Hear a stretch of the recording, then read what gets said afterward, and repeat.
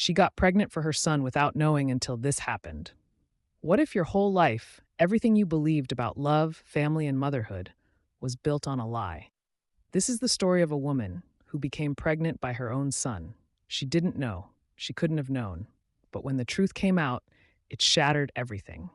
This isn't fiction. This happened, and the ending will leave you speechless. Her name was Clara. She was 38 years old, a successful interior designer living in Chicago, married once years ago in her early 20s to a man named Ryan. It didn't last. He disappeared suddenly, gone without a trace. Clara was left devastated, pregnant, and alone. She gave birth to a baby boy, but something terrible happened. At just 2 weeks old, her son was kidnapped from the hospital during a late-night shift change. There were no clues, no suspects, no security footage. He vanished. Clara spiraled.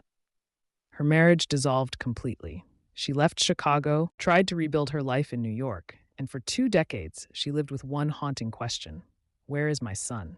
Fast forward 20 years. Clara, now 42, had become emotionally guarded. She hadn't dated in years, until she met Lucas. Lucas was 24, a barista at her favorite cafe, smart, funny, extremely mature for his age. There was a spark, an undeniable connection. At first, Clara brushed it off, too young, too complicated, but Lucas pursued her. He said she made him feel grounded, safe, like they'd known each other forever. She finally gave in. They began dating quietly. He told her he was adopted, raised in a foster system, no knowledge of his biological parents. They connected over shared trauma, and one night, it happened. She got pregnant. Clara wasn't planning on having more children, but when the pregnancy test came back positive, Lucas was surprisingly supportive. Still, things started to feel off. He had a birthmark, one Clara vaguely remembered from her baby's photos. He hated hospitals, like irrationally hated them. He had a scar on his left wrist, exactly where her infant son had an IV, and then she saw it. Lucas was asleep on her couch. His shirt had risen slightly, and there, on his chest, was a tiny crescent-shaped birthmark, the same one her son had. She remembered it from the pictures she stared at for years. It was the one feature police told her to memorize in case her son was ever found. She froze. Her world started to spin.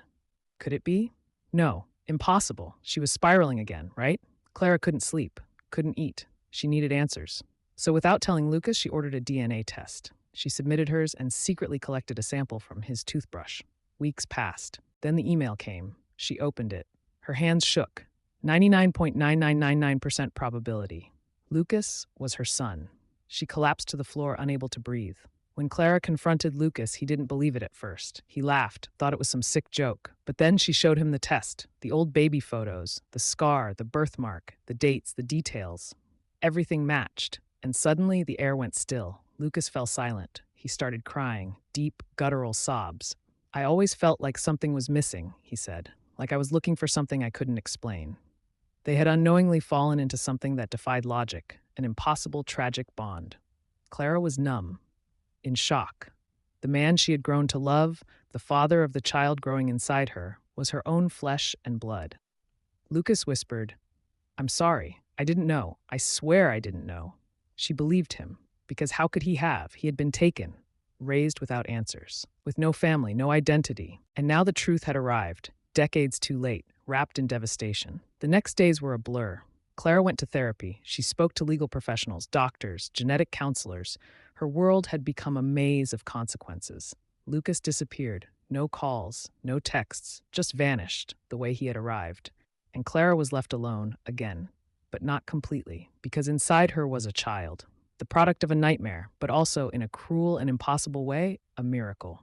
She considered everything: abortion, adoption, disappearing from public life altogether. But in the end, she chose to carry the child. Not for Lucas, not out of shame or guilt, but because, in her words, this child is innocent, like I once was, like Lucas once was. I won't punish them for a story they never wrote. Today, Clara lives far from where this all happened. She's raising a daughter. She doesn't hide her past, but she doesn't share it openly either. Only a few people know the full truth. Lucas has never returned, but Clara received one letter, no return address, just a card. Inside it said, "You saved me once. I'm trying to save myself now. I hope one day she knows she was born from pain, but never from hate." It was signed. Clara cried for hours. not because she was broken, but because somehow, in the ashes of everything she lost, she had found a reason to live again. So, what do you even say after a story like that? Is it tragedy? Is it healing?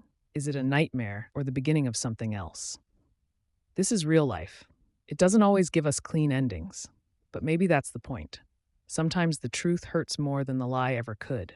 And sometimes love shows up in the most impossible places. Let me know what you think in the comments. Could you forgive? Would you keep the baby? What would you have done? Thank you for watching. Stay safe, stay grounded, and always ask questions, especially about the past, because sometimes it's not done with you yet.